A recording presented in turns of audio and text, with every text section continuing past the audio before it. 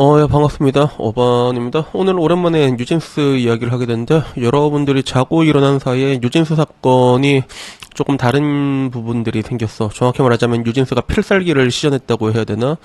그래서 사실상 뉴진스와 어도어 세계의 대결이라고 하면서 거물급 전관 싸움이 될 것 같다라고 얘기를 하더라고. 그래서 이게 이데일리 단독으로 올라온 건데, 내용을 요약하자면, 요젠스 일단은 가처분에서 개같이 깨졌잖아. 가처분 처분 맞고, 사실상 개같이 졌다고 볼 수 있어. 그리고 가처분이 본안보다도 어떻게 보면 더 어려운 싸움인데, 가처분 신청을 개같이 맞으면서, 이게 거의 발리고, 그리고 여기에 대해서 이제 불복했다가 또 개같이 발리고 이랬는데, 근데 또 이제 법원장, 헌법 재판관 출신 전관 변호사들이 개같이 합류했다고 하는 거예요. 그래서 사실상 뭔가 이제 세계의 대결이 펼쳐질 거라 이런 관측이 나오고 있어. 그래서 요젠스 측에서는 항고심에 기존 대리인인 법무법인 세종, 원래 세종이었지? 세종이 근데 너무 매가리 없이 일방적으로 얻어맞았잖아. 나가리 됐잖아. 근데 여기 세종에 더해갖고 사법정책연구원장을 지낸 법무법인 우승의 박형남 대표 변호사를 추가했대. 그래서 이 박 대표 변호사가 서울대 법학 상윤대 사법고시와 행정고시를 동시에 합격했다고 하네요. 그래서 이런 사람이 고승덕이 또 있지. 고승덕은 사법, 외무, 행정 다 붙었잖아, 그지? 근데 그 이후에 이 사람은 서울지방법원 판사로 있다가 그러다가 전주지방법원장 등 법원장이니까 엘리트 코스를 밟고 그리고 2008년 서울 고법 부장판사로 있다가 2023년에 현직 법관 최초로 우리나라 사법부 싱크탱크인 사법정책연구원 5대 원장으로 부임했다는 거야. 어마어마하지, 그지? 그 다음에 이제 명퇴 후에 법무법인 의흥에 합류했는데 이 사람을 이제 데리고 와가지고 세종은 이제 파트너 변호사를 통해 포함해서 총 14명을 붙여버린 거야, 이게.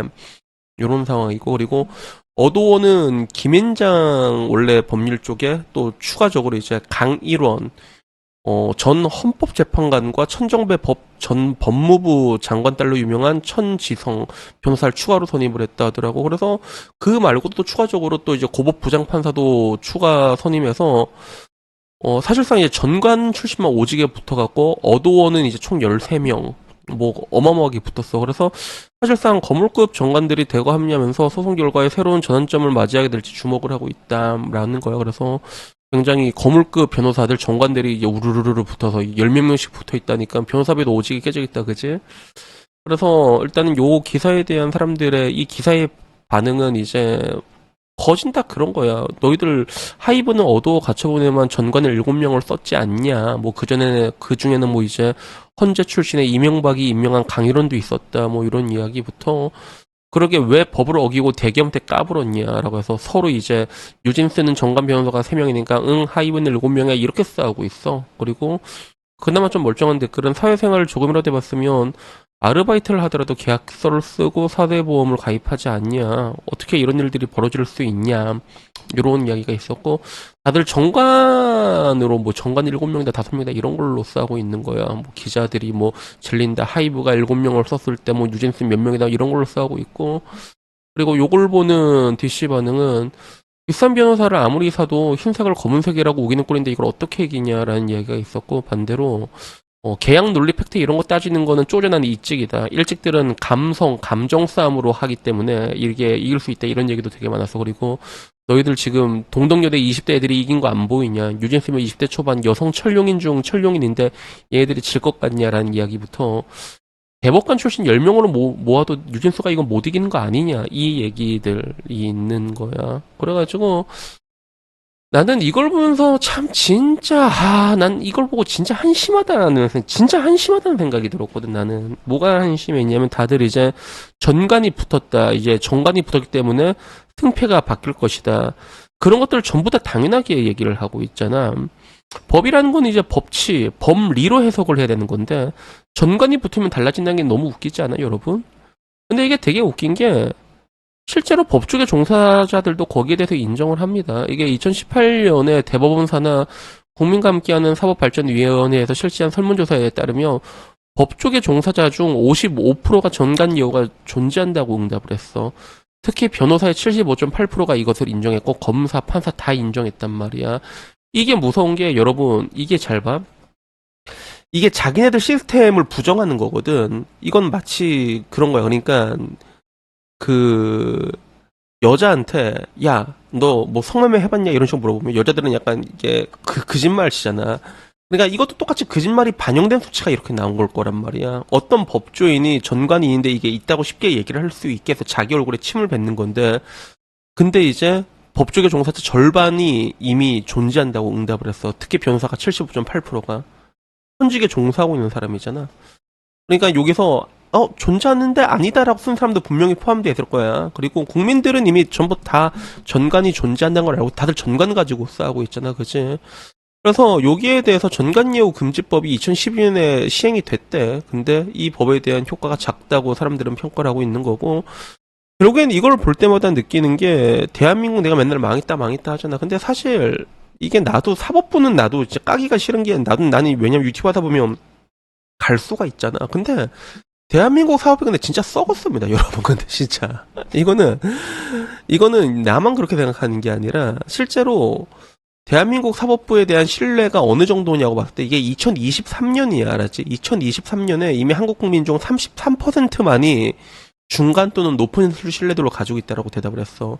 이게 얼마나 처참한 수준이냐면 사법부 신뢰도가 OECD 38개 중에서 35위란 말이야, 대한민국이. 체코, 칠레, 멕시코, 슬로바키아 이런 개 진짜 카르텔들 존나 장악하고 있는 이런 개 병신 같은 유사 국가들과 거의 유사한 신뢰도를 가지고 있다는 거야. 그래서 이걸 만들어낸 게 그럼 과연 누굴까라면 누구긴 누구야. 사법부 스스로가 만들어낸 거 아니야. 이건 지네들이 만들어낸 우리가 어떻게 만들어낸 거야. 지네들이 만들어낸 거야. 이 땅의 가장 최고 지식인들의 정점에 있다고 말하는 사람들이 이 결과를 만들어낸 거란 말이야.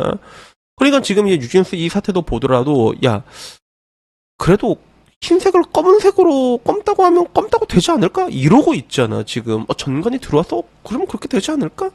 이미 우리는 이렇게 생각한 게 기본값이라는 거야.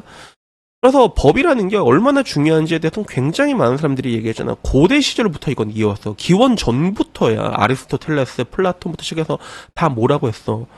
법치가 무너지면 국가가 무너진다고 얘기했어. 법치가 무너지면 국가가 망한다라고 얘기한 사람이 이 두 사람뿐인 줄 알아? 아니야. 진짜로 많은 사람.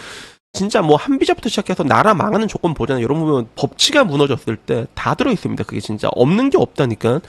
근데 그런 관점에 비대봤을 때 대한민국은 그러면 어떻게 왔냐? 어느 정도 수준까지 왔냐? 말 그대로 이제 그 수준까지 오게 된 거야. 법을 못 믿어. 법관을 못 믿어. 멕시코 수준이란 말이야. 그러니까 이런 내가 맨날 유사국가, 이 병신한테 유사국가 그러잖아. 말 그대로 유사국가인 거야. 그러니까 법치가 지배하는 나라가 아니게 된 거고 국민들이 법을 믿을 수 없는 나라가 되어버린 거지. 그러니까 지금 와서도 뉴진스 같은 데도 이제 와 엄청난 거물급 정관이었다. 그럼 결과가 좀 달라지지 않을까? 법이 법리로 해석되는 게 아니라 개츳 같은 감수성, 전관, 그리고 보룡이 잠깐만 이런 말 써도 되나? 이런 걸로 달라지잖아 실제로. 우리가 그걸 눈으로 엄청 봤잖아. 그리고 그 설국열차가 꼬리칸에 있는 건 누구야? 햇님들이고 그 낙원을 만들어주고 완성시킨 게 누구야? 그 판결을 그따구로 한 사람들이란 말이야. 그 성범죄 같은 경우 있잖아. 그 독일 같은 데서 항상 우리나라 이렇게 얘기하다 보면 뭐라고 얘기해? 그런 유럽의 모델을 이제 노르딕 모델이 뭐니 따라가야 된다고 얘기하잖아. 근데 실제로 독일 같은 데서는요, 여러분 감수성 다 반영합니다. 여성들의 그 우리가 흔히 말하는 그 시험인지 감수성 다 반영합니다. 근데 그거 다 반영해도 전체 건수 100건 중에서 13건만 유죄가 떨어진다고 해. 감수성 다 반영하는데도. 그러니까 적어도 그쪽에서는 아까 말한 대로 저쪽 나라에서 유럽에서 생각하는 감수성을 반영한다는 거 우리가 생각한 거랑 다른 거. 우리는 씨발 내가 피해자로 그러면 그게 피해자가 되는 거고 우리나라는. 그러면 이제 그 결과가 지금 여기까지 오게 된 거 아니야. 아무도 법을 못 믿습니다. 지금 와가지고 이렇게 되면 달라지겠구나. 자연스럽게. 그리고 그걸 아주 자연스럽게 받아들이고 있는 나라가 지금 대한민국이잖아. 그래서 요거 보면서 역시 내가 맨날 망했다 하면서도 내가 여러 가지 얘기를 하는데 참 이렇게 여러 가지 들고 오는 것도 쉽지가 않은데 난 이때까지 망했다 말한 근거로 내가 얼마나 많은 걸 들고 왔어, 그치? 근데 그 중에서 이거는 내가 옛날부터 이렇게 세게는 얘기 안 했어. 왜? 나도 이제 나중에 하다 보면 판사님한테 갈 일이 있거든. 그러면 이 새끼 봐라. 너 평소에 판사를 되게 까고 다녔구나. 어바나. 너 유죄. 이렇게 될 확률이 있거든. 그래서 나도 얘기를 안 했는데, 근데 나는 오래전부터 이 사법부라는 게 걔 병신 같다라는 거. 내가 항상 얘기한 게 정신, 국회의원, 그리고 이제 언론들 내가 주기장치 제일 많이 욕한 건데, 근데 사실 사법부도 멀쩡하지 않아요. 내가 봤을 때는 개판입니다. 내가 그래서 빨리 이 대 AI 시대에 굉장히 많은 일자리를 잃어버릴 건데 그냥 AI한테 맡기면 좋겠다. 진짜 제일 먼저 전문직 중에서 나가리 되는 건 나는 진짜 판사가 됐으면 좋겠어. 진짜 판사가 되는 게 맞지 않나?